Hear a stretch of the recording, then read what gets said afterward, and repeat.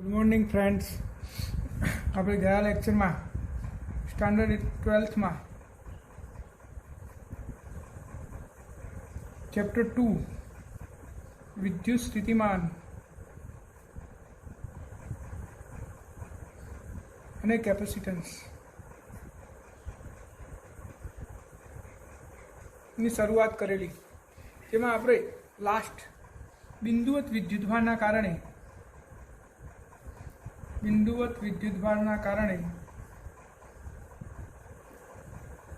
વિદ્યુત સ્થિતિમાનનું સૂત્ર મેળવ્યું હતું.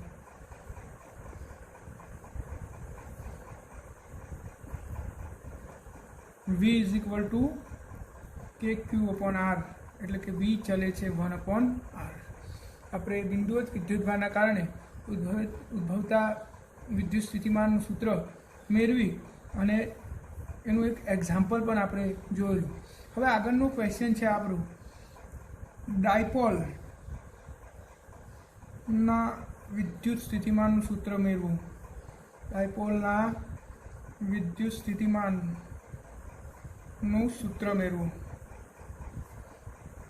આ ક્વેશ્ચન પણ અગત્યનો છે અને શાંતિથી આપણે આને સમજવું પડશે કે ડાયપોલના કારણે ઉદ્ભવતું વિદ્યુત સ્થિતિમાનનું સૂત્ર બિંદુવત વિદ્યુતભારના વિદ્યુત સ્થિતિમાન સૂત્રથી કેવી રીતે અલગ પડે છે.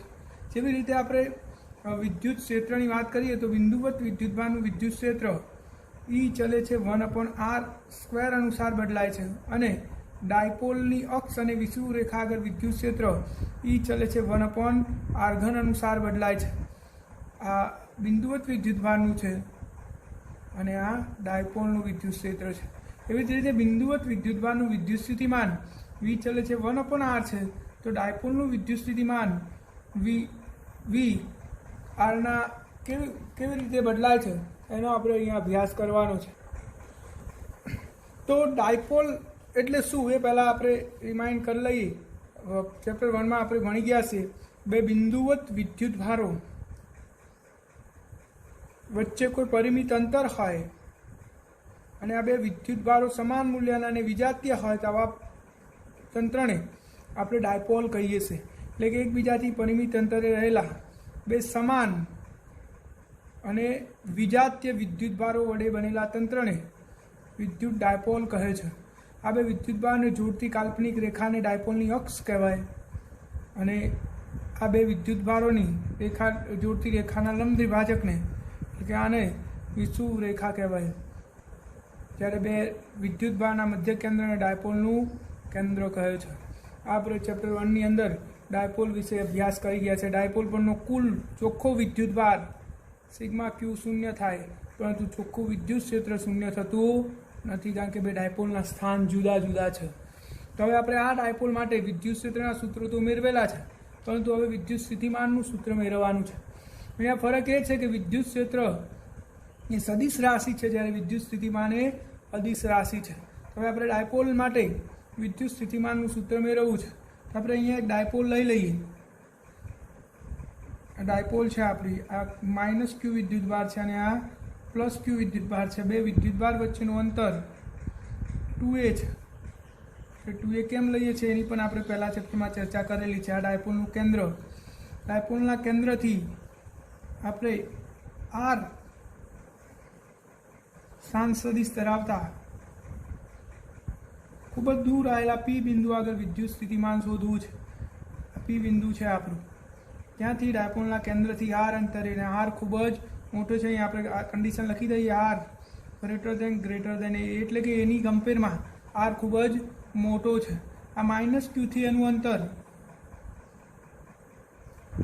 આપણે r1 લઈ લઈએ અને આ +q થી એનું અંતર આપણે r2 લઈ લઈએ.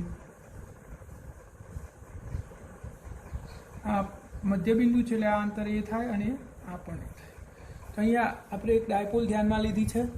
ડાયપોલ એટલે શું? તો બે પરિમિત અંતરે રહેલા સમાન અને વિજાતીય વિદ્યુતભારો વડે બનેલું તંત્ર. આ ડાયપોલના બે વિદ્યુતભાર વચ્ચેનું અંતર 2a છે. ડાયપોલ મોમેન્ટની દિશા ઋણ વિદ્યુતભારથી ધન વિદ્યુતભાર તરફની હોય છે, એટલે કે આપણે આ તરફની લઈ શકીએ. હવે આપણે આ ડાયપોલના કેન્દ્રથી આર અંતરે રહેલા બિંદુએ વિદ્યુત સ્થિતિમાન શોધવાનું છે. આ આર એની કમ્પેરમાં ખૂબ જ મોટો છે. તમે ઉપર પ્લસ નીચે ઋણ પણ લઈ શકો. આપણે ગમે તે રીતે ગોઠવણ કરી શકીએ છીએ, આપણા પર ડિપેન્ડ કરે છે. અહીંયા મેં ઋણ ઉપર લીધું છે અને ધન નીચે લીધો છે. જો કે બુકમાં ઉપર ધન લીધેલું છે અને નીચે ઋણ લીધેલો હશે. તો જે બુકને ફોલો કરવી હોય તો આપણે ચાર્જની સંજ્ઞા બદલી દઈએ. તો હવે આપણે આ પી બિંદુ આગળ વિદ્યુત સ્થિતિમાન શોધવાનું છે. તો અહીંયા વિદ્યુત સ્થિતિમાન કોણ ઉત્પન્ન કરશે? બે વિદ્યુત ભારો છે આપણી જોડે, પ્લસ અને માઇનસ. તો બંને ઉત્પન્ન કરશે. તો અહીંયા આપણે દરેક વિદ્યુત ભાર એટલે કે ધન વડે ઉત્પન્ન થયેલું વિદ્યુત સ્થિતિમાન શોધીશું અને ઋણ વડે ઉત્પન્ન થયેલું વિદ્યુત સ્થિતિમાન શોધીશું. બિંદુવત વિદ્યુત ભારનું સૂત્ર તો આપણી જોડે છે જ, અને બંને શોધીને પછી સંપાતપણાના સિદ્ધાંત પ્રમાણે બંનેનો સરવાળો કરી દઈશું. તો આપણે પહેલાં ધન વિદ્યુતભારના કારણે ઉત્પન્ન થયેલું વિદ્યુત સ્થિતિમાન શોધીએ તો પ્લસ ક્યુના કારણે પી બિંદુ આગળ વિદ્યુત સ્થિતિમાન, જેને આપણે V1 કહી દઈએ, તો V1 ઇઝ ઇક્વલ ટુ બિંદુવત વિદ્યુતભારનું સૂત્ર કે આપણો ધન વિદ્યુતભાર છે તો Q ભાગ્યા R1 આટલું થશે. હવે માઇનસ ક્યુના કારણે પણ અહીંયા વિદ્યુત સ્થિતિમાન શોધી નાખીએ. તો માઇનસ ક્યુના કારણે પી બિંદુ આગળ વિદ્યુત સ્થિતિમાન, એને આપણે V2 કહી દઈએ. તો V2 બરાબર કે વિદ્યુતભારનું મૂલ્ય માઇનસ ક્યુ છે એટલે માઇનસ ભાગ્યા R2. તો સંપાતપણાના સિદ્ધાંત અનુસાર, સંપાતપણાના સિદ્ધાંત મુજબ પી આગળ કુલ વિદ્યુત સ્થિતિમાન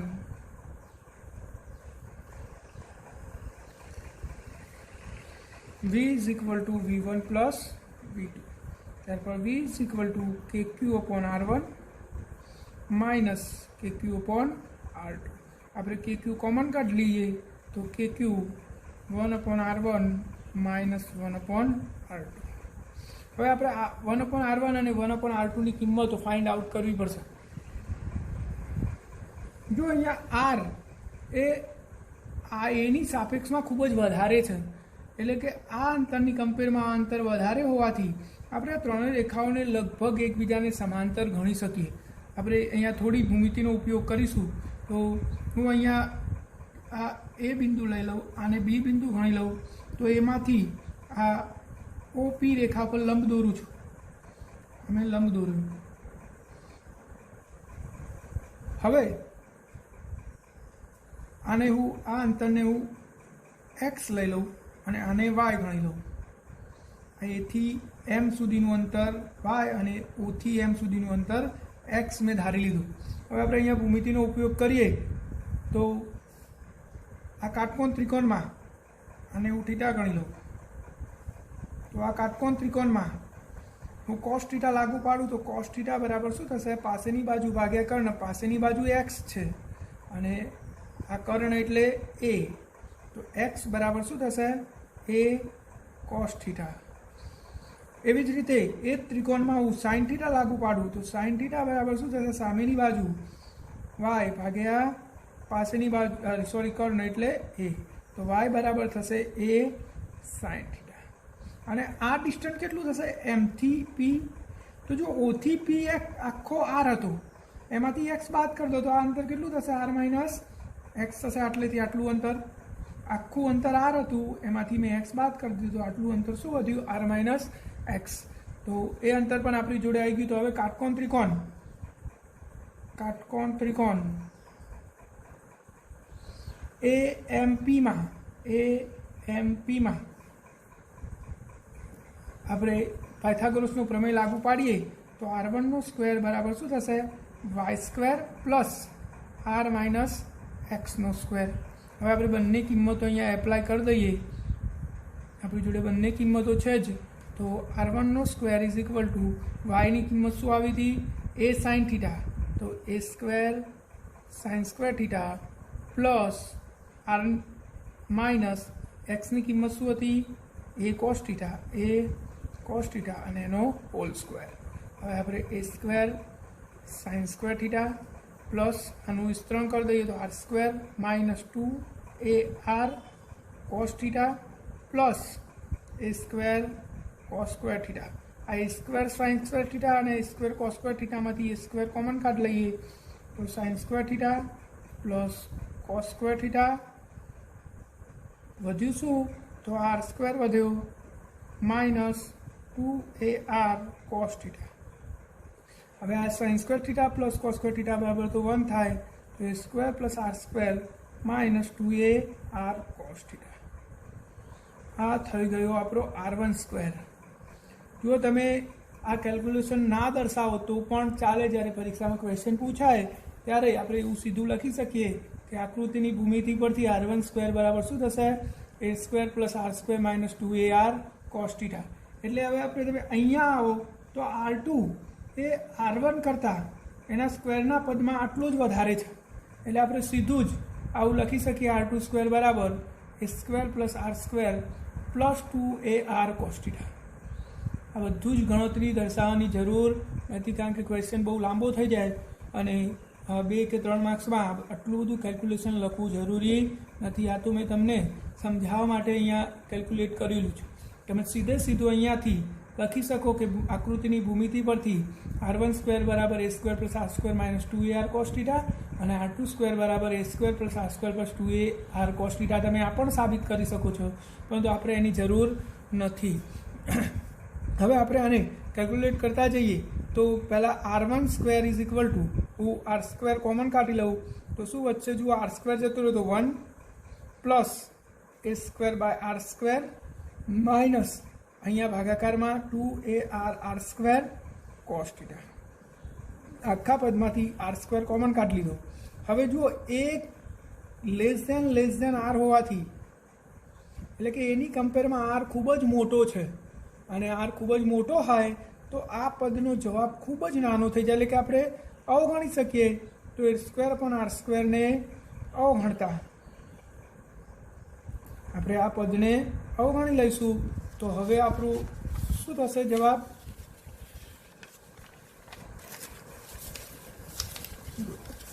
અહીંયા આપણે આ પદ અવગણી લઈએ તો r1 સ્ક્વેર બરાબર આર સ્ક્વેર અંશમાં શું વધ્યું આ 1, આ પદ કેન્સલ આઉટ થઈ ગયું તો માઇનસ 2ar, એટલે કે એકવાર આર પણ આપણે કેન્સલ કરી લઈએ તો 2a/r કોસ થીટા આટલું વધશે આપણી જોડે. હવે આનો વ્યસ્ત કરી દઈએ તો 1 વર્ગમૂળ કાઢ લઈએ પહેલાં.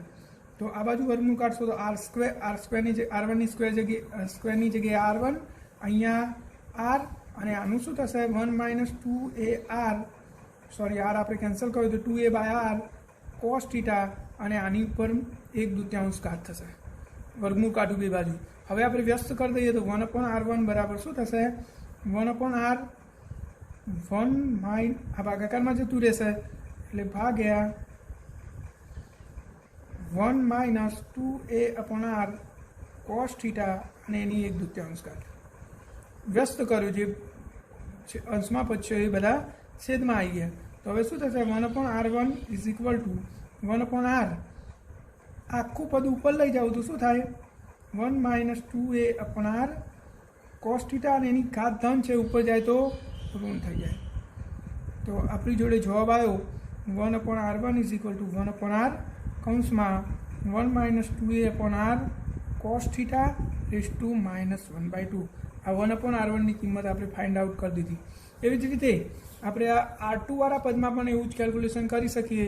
જો r2 સ્ક્વેર બરાબર અહીંયાથી આર સ્ક્વેર કોમન લઈ લઈએ તો આર સ્ક્વેર જતો રહ્યો 1 પ્લસ એ સ્ક્વેર/r square plus 2ar/r square cos theta. હવે આ પદને આપણે અવગણી શકીએ એ લેસ ધેન આર હોવાથી.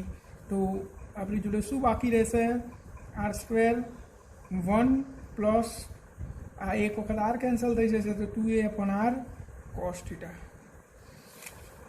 r2 સ્ક્વેર બરાબર હવે આપણે વર્ગમૂળ કાઢી દઈએ તો r2 બરાબર r1 plus 2a/r cos theta એની 1/2 કાઢ. આની પર સ્ક્વેર હતો એટલે કેન્સલ થયો, પણ આની પર કઈ સ્ક્વેર નથી એટલે આપણે 1 એને અંડર રૂટ લખવું પડે એટલે કે વર્ગમૂળમાં.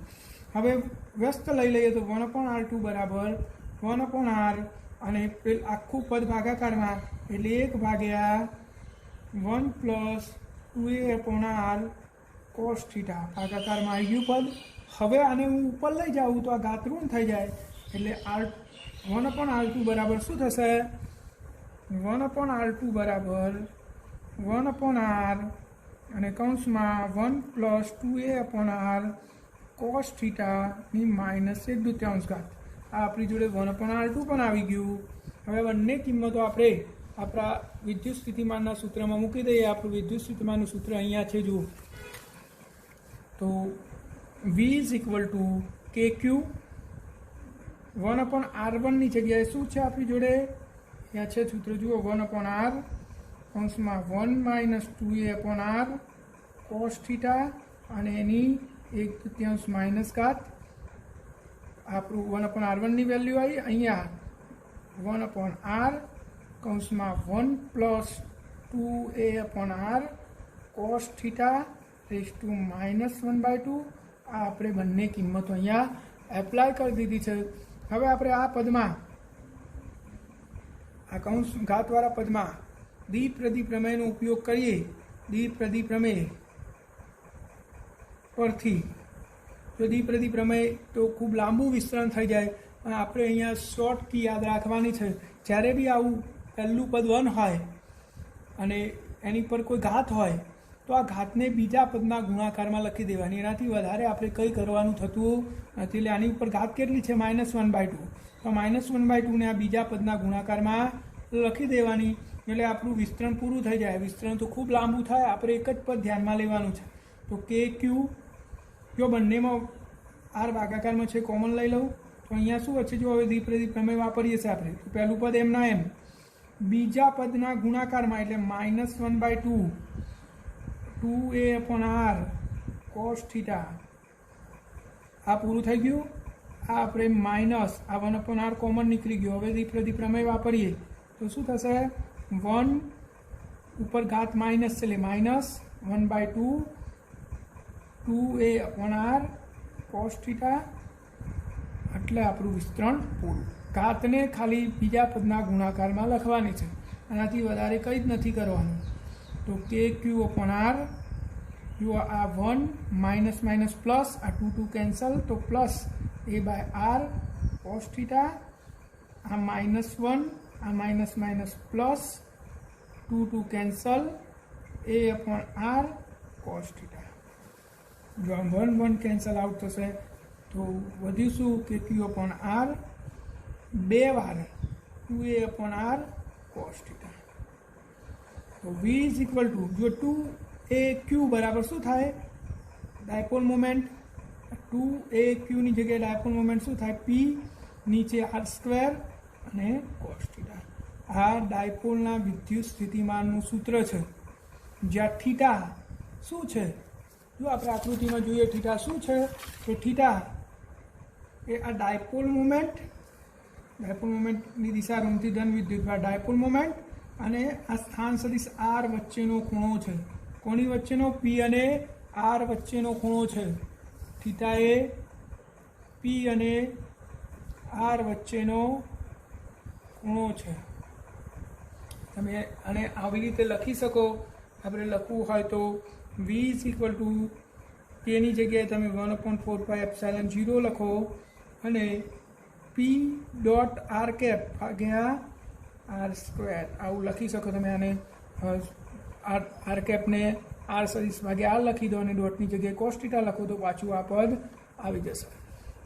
તો આના પરથી આપણે શું કહી શકીએ કે થીટા શું છે? r અને p વચ્ચેનો ખૂણો. આનો અર્થ એ થયો કે વિદ્યુત સ્થિતિમાન, ડાયપોલનું વિદ્યુત સ્થિતિમાન. કોનું વિદ્યુત સ્થિતિમાન? ડાયપોલનું. એ P અને r વચ્ચેના ખૂણા પર એટલે કે થીટા પર આધાર રાખે છે. અહીંયા થીટા આવ્યો, થીટા બદલાશે તો વિદ્યુત સ્થિતિમાન બદલાય છે. હવે કેવી રીતે બદલાય છે એ પણ આપણે સમજી લઈએ. તો જુઓ આ બિંદુ અહીંયા છે, આ ડાયપોલની અક્ષ. આ શું છે? ડાયપોલની અક્ષ. અને આ શું છે? ડાયપોલની વિષુવરેખા.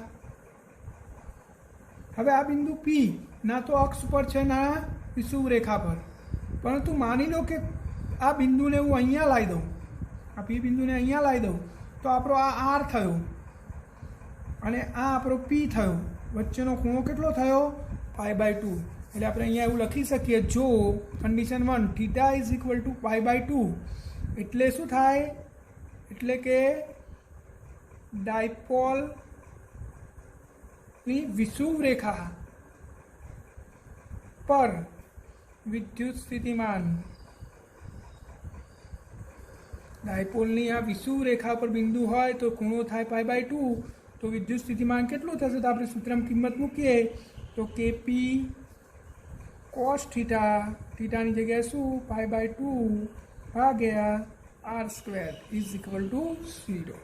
આનો અર્થ શું થયો કે ડાયપોલની વિષુવવૃત્ત રેખા આગળ વિદ્યુત સ્થિતિમાન શૂન્ય હોય છે અને વિદ્યુત ક્ષેત્ર કેટલું હોય, E ચલે છે 1/r3, પરંતુ વિદ્યુત સ્થિતિમાન શું હોય, શૂન્ય. સીધી જ વાત છે, શૂન્ય જ થાય. એનું કારણ શું તમે સમજો, વિદ્યુત ક્ષેત્ર શૂન્ય કેમ નહીં થતું અને વિદ્યુત સ્થિતિમાન કેમ શૂન્ય થાય છે, અને આપણે થોડી ડિટેલમાં વાત કરીએ તો જો આ ધન વિદ્યુતભાર, આ ઋણ, અને વિષુવવૃત્ત રેખા પર બિંદુ ગમે ત્યાં હોય પણ એ લંબ દ્વિભાજક પર આવશે, એટલે કે આ ક્યુથી અંતર જેટલું થાય પ્લસ ક્યુથી એટલું જ માઇનસ ક્યુથી થાય. બે અંતર સરખા, બંને વિદ્યુતભારના મૂલ્યો સરખા અને વિજાતીય છે, તો સ્વાભાવિક છે કે આના કારણે કેક્યુઓ પણ આર થશે, તો આની જગ્યાએ માઇનસ કેક્યુઓ પણ આર થશે. બંનેના કારણે કુલ સ્થિતિમાન શું થઈ જશે, શૂન્ય. તો આખી રેખા પર ગમે તે બિંદુ આગળ તમે ગણો, હું અહીંયા બિંદુ લઉં તો એ આ ક્યુથી જેટલું અંતર થશે પ્લસ ક્યુથી એટલું જ માઇનસ ક્યુથી થશે. અંતર સરખા, વિદ્યુતભાર સરખા અને વિજાતીય, તો 0 જવાબ થવાનો છે. એટલા માટે વિષુવવૃત્ત રેખા આગળ વિદ્યુત સ્થિતિમાન શું આવ્યું, શૂન્ય. હવે ડાયપોલની અક્ષ પર, તો અક્ષ પર વિદ્યુત સ્થિતિમાન આપણે શોધવું હોય તો અક્ષ પર થીટા કેટલો થશે, સમજો બિંદુ અહીંયા છે, એ બિંદુ અહીંયા આવી ગયું તો આર આપણો આ દિશામાં થયો અને આપણો પી તો એ દિશામાં હતો જ, એટલે કે થીટા શું થયો, શૂન્ય. એટલે કે અક્ષ પર, ડાયપોલની અક્ષ પર વિદ્યુત સ્થિતિમાન, તો અક્ષ પર વિદ્યુત સ્થિતિમાન શોધો તો V બરાબર કે પી કોસ અને થીટાની કિંમત કેટલી 0 ભાગ્યા r², ત્યારબાદ કોસ 0 ની કિંમત 1 થાય તો kp/r². એટલે કે ડાયપોલનું વિદ્યુત સ્થિતિમાન અક્ષ પર કેટલું થશે, 1/r², એટલે કે V ચલે છે 1/r², અને વિદ્યુત ક્ષેત્ર કેટલું હતું, E ચલે છે 1/r3. તો એનો અર્થ એ થયો કે ડાયપોલનું વિદ્યુત સ્થિતિમાન થીટા પર આધાર રાખે છે, વિષુવવૃત્ત રેખા પર શૂન્ય થાય અને અક્ષ ઉપર kp/r² જેટલું થાય છે. અને છેલ્લી વાત કે આ પી બિંદુ આગળ વિદ્યુત સ્થિતિમાન ધન આવ્યું છે, અહીંયા જુઓ આપણો જવાબ શું આવ્યો હતો, વિદ્યુત સ્થિતિમાન ધન આવ્યું હતું, અહીંયા વિદ્યુત સ્થિતિમાન આપણું ધન આવ્યું છે.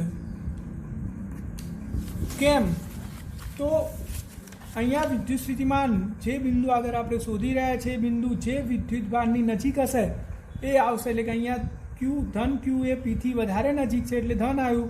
જો આ બિંદુ અહીંયા હોત તો વિદ્યુત સ્થિતિમાનનો જવાબ ઋણ આવત, એટલે કે માઇનસ કે પી કોસ θ/r² આવત.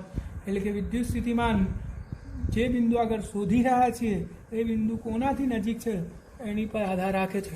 તો આ ક્વેશ્ચન પણ પરીક્ષામાં પૂછાઈ શકે, તો આને તમે કેવી રીતે લખશો એ પણ હું થોડું તમને સમજાવી દઉં, પછી તમે જાતે જ ચોપડામાં એને એકવાર લખીને પછી તૈયાર કરી શકો છો. તો ડાયપોલનું વિદ્યુત સ્થિતિમાન શોધો અથવા તો ડાયપોલના વિદ્યુત સ્થિતિમાનનું સૂત્ર મેળવો તો તમારે આ આકૃતિ દોરવાની થશે. આ આકૃતિ દોર્યા પછી આપણે નીચે એકવાર ડાયપોલની ડેફિનેશન સમજાવી દઈશું કે ડાયપોલ કોને કહેવાય. તો બે બિંદુઓ જ વિદ્યુતભાર એકબીજાથી પરિમિત અંતરે રહેલા બે સમાન મૂલ્યના અને વિજાતીય વિદ્યુતભારો વડે બનેલા તંત્રને શું કહેવાય, ડાયપોલ કહે છે. ડાયપોલ પરનો ચોખ્ખો વિદ્યુતભાર શૂન્ય હોય છે. ડાયપોલ મોમેન્ટ પી બરાબર શું થાય, 2aq. ડાયપોલ મોમેન્ટ સદિશ રાશિ છે, ડાયપોલ મોમેન્ટ સદિશ રાશિ છે અને દિશા ઋણથી ધન તરફની હોય છે.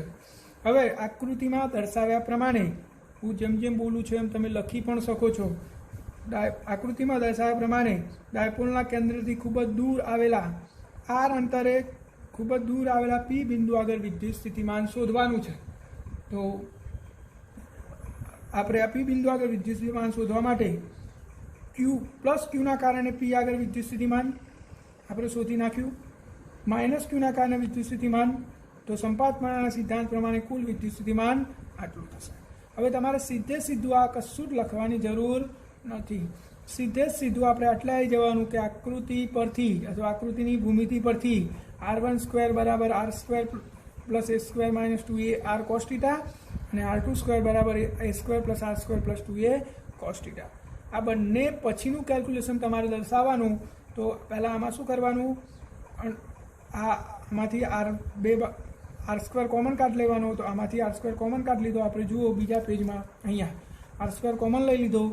તો r² જતો રહ્યો એટલે 1 વધ્યો, અહીંયા a² ભાગ્યા r² minus 2ar upon r². તો અહીંયા આપણે કોમન કાઢ્યા પછી એ આરની કમ્પેરમાં ખૂબ જ નાનો હોવાથી આપણે આ પદને અવગણી લીધું. તો બાકી રહ્યું એ અહીંયા લખી દીધું મેં. પછી આપણે બંને બાજુ વર્ગમૂળ કાઢ્યું, આનો વર્ગ કેન્સલ થયો અને આની પર વર્ગ નહોતો એટલે વર્ગમૂળમાં આવી ગયું, વ્યસ્ત કરી દીધું. તો 1/r1ની કિંમત મળી ગઈ. આ પરથી સીધું તમે આ ના લખતા સીધું જ આ પદ લખી દો તો પણ ચાલે. માત્ર એક જ ડિફરન્સ છે, અહીંયા માઇનસ છે ને અહીંયા પ્લસ આવશે. આ બંને કિંમતો આપણે આપણા કુલ વિદ્યુત સ્થિતિમાનના સૂત્રમાં મૂકી દઈએ તો આપણને આવું મળશે. આમાં તમારે એક કામ વધારાનું કરવાનું છે કે દ્વિપદી પ્રમેયનો ઉપયોગ કરવાનો છે. એટલે દ્વિપદી પ્રમેય આખો વાપરવાનો નથી, માત્ર આપણે આ ઘાતને બીજા પદના ગુણાકારમાં લખવાની છે. એટલે -1/2 ને અહીંયા અને -1/2 ને અહીંયા. તો તમે અહીંયા ગુણાકાર કરીને કેલ્ક્યુલેશન કરશો તો આટલો જવાબ આવશે. આ ડાયપોલની વિદ્યુત સ્થિતિમાનનું સૂત્ર છે જે થીટા પર આધાર રાખે છે. થીટા શું છે? પી અને આર વચ્ચેનો ખૂણો. પી એટલે ડાયપોલ મોમેન્ટ અને આર એટલે સ્થાન સદિશ. તમે એને આ રીતે પણ દર્શાવી શકો છો. જો બિંદુ ડાયપોલની વિષુવ રેખા પર હોય એટલે થીટા શું થાય? π/2. તો વિદ્યુત સ્થિતિમાન શું થઈ જશે? 0. જો થીટા 0 હોય એટલે કે બિંદુ વિષુવ અક્ષ ઉપર હોય તો cos 0 ની કિંમત 1 થાય. તો જવાબ આવશે v બરાબર kp/r². તો આ રીતે તમે ક્વેશ્ચન લખી શકો છો.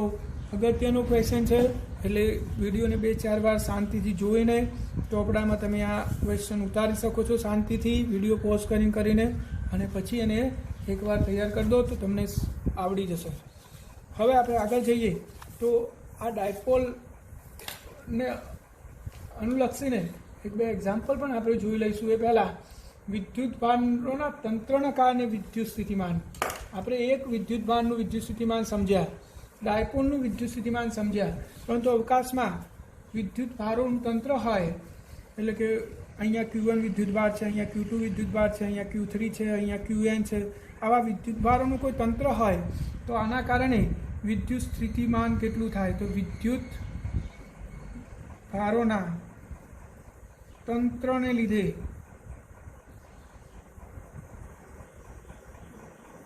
વિદ્યુત સ્થિતિમાન, વિદ્યુત ભારોના તંત્રને લીધે વિદ્યુત સ્થિતિમાન કેટલું થાય? તો અહીંયા આપણે n વિદ્યુતભારનું તંત્ર લીધું છે. આ Q1 છે, આ Q2 છે, આ Q3 છે, અપ ટુ Qn. આ વિદ્યુતભારના તંત્રના કારણે મારે આ P બિંદુ આગળ વિદ્યુત સ્થિતિમાન શોધવું છે. આ Q1 થી P નું અંતર R1P છે, આ R2P છે, આ R3P છે અને આ nમા નંબરના વિદ્યુતભારનું RNP છે. તો અહીંયા પ્રશ્ન શું છે? વિદ્યુતભારોના તંત્રના કારણે વિદ્યુત સ્થિતિમાન.